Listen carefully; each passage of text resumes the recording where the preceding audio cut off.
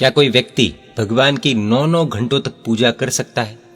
अगर हम कहें कि 1-2 दिन के लिए किसी ने ऐसा किया है तो शायद हमें आश्चर्य नहीं होगा। लेकिन अगर ऐसा कहा जाए कि पिछले 10 साल से बिना रुके बिना थके कोई ऐसा कर रहा है तो धर्म प्रेमी संदेश मैगजीन में परम पूज्य पन्यास प्रवर्षित धैर्य सुंदर विजय जी महाराज साहब द्वारा ये जानकारी हमें प्राप्त हुई है। पूरी जानकारी के लिए बने रहिए इस वीडियो के अंत तक। सूरत शहर में रहा हुआ गोपीपुरा विस्तार प्राचीन तीर्थ स्थलियों से पावन है। इस गोपीपुरा विस्तार में 60 से भी अधिक प्राचीन जिनालय और दूसरी ओर यह जैनों की आबादी कम होती चली जा रही है। अभी वर्तमान में हालत ऐसी है कि जैसे जैसे लोगों के पास पैसे बढ़ने लगे, लोगों ने नए सूरत की ओर रुख किया। जिनालय में प्रभु रह गए और भक्त गैर हाजिर हो गए। और ये सिर्फ सूरत नहीं बल्कि भारत के लगभग हर उस शहर की बात है जहां ये चलन देखने को मिल रहा है।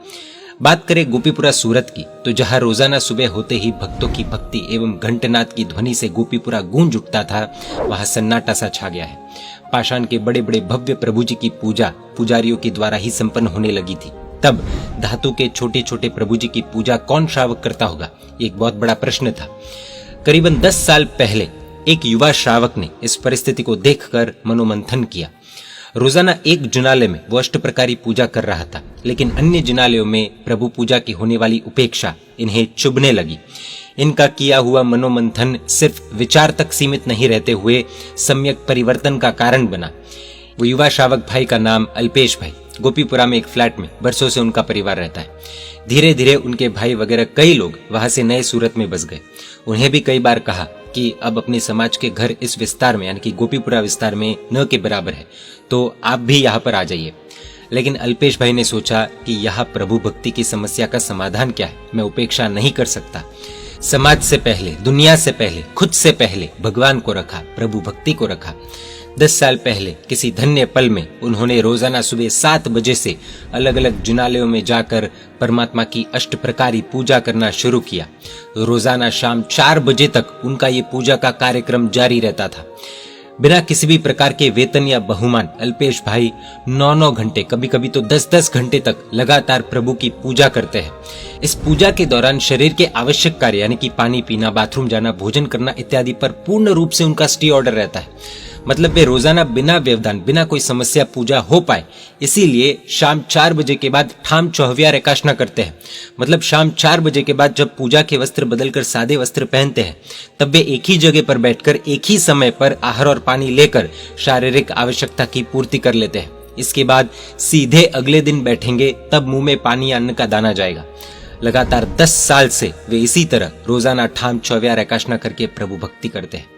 एक बार उनसे गुरु भगवंत ने पूछा कि कितने जिनालयों में भक्ति हो जाती है। उन्होंने कहा कि साहिब जी, लगभग 13 जिनालयों में, और उसमें भी अष्ट धातु की प्रतिमा बड़ी संख्या में होने से उनकी पूजा में करीबन उपेक्षा होती देखी है। इसलिए उन सभी प्रभु जी की भक्ति प्राथमिकता से करता हूँ। शुरू में दोपहर 12 बजे के बाद सभी जिनालय मंगल हो जाने से दिक्कत आ रही थी, लेकिन ट्रस्टियों से बातचीत करके उन्हें समझाकर उन जिनालयों की चाबी प्राप्त कर ली ताकि एक भी प्रभु जी बिना पूजा के न रह जाए। गुरु भगवंत ने पूछा कि कभी शारीरिक प्रतिकूलता हो तब क्या करते हो? उन्होंने बताया कि प्रभु की कृपा से 10 साल में कभी ऐसी समस्या नहीं आई है। अब सबसे बड़ा प्रश्न गुरु भगवंत ने पूछा कि पूरा दिन पूजा में पूर्ण हो जाता है तो आर्थिक व्यवस्था किस तरह चलती है? उन्होंने कहा कि मेरे सेठ जैन हैं। शाम को एकाशना करने के बाद मैं अकाउंट्स का काम कर लेता हूँ। कभी कभी महीने में 1-2 दिन ज्यादा काम हो तो मेरा बेटा 2 से 3 घंटे पूजा का काम संभाल लेता है। आज भी मेरे इस कार्य में रोजाना बेटा 2 से 3 घंटा हाथ बटाता है। पत्नी भी सभी तरह की अनुकूलता कर देती है। श्राविका ने मुझे इस कार्य में हमेशा साथ दिया है। जो आय होती है उससे हमारे परिवार की जरूरत बहुत अच्छे से पूर्ण हो जाती है और परमात्मा की कृपा से मुझे कभी भी कम नहीं पड़ा है और कम लगा भी नहीं है। अल्पेश भाई के पास शायद कोई बड़ी गाड़ी, बड़ा बंगला आदि सुख सुविधा नहीं होगी, नॉर्मल जीवन जी रहे होंगे।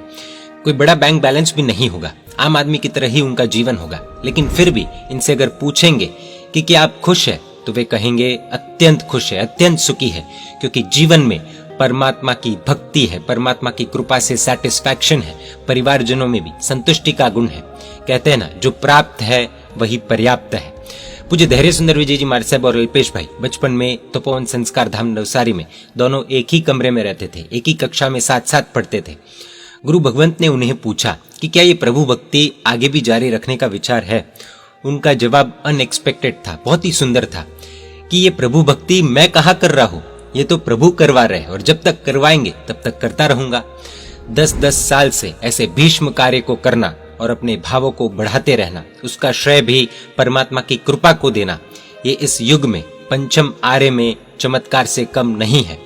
जिन शासन के इस गहरे समंदर में अल्पेश भाई जैसे कई ऐसे कीमती हीरे हैं जिनके बारे में शायद हम में से बहुत कम लोग जानते होंगे, लेकिन जिन शासन के ऐसे हीरोज पर हमें गर्व है। कभी सूरत जाना हो तो गोपीपुरा विस्तार में एक से एक तीर्थों के दर्शन पूजा भक्ति का लाभ अवश्य लीजिएगा। कोई ना कोई जिनाले में अल्पेश भाई अवश्य मिल ही जाएंगे।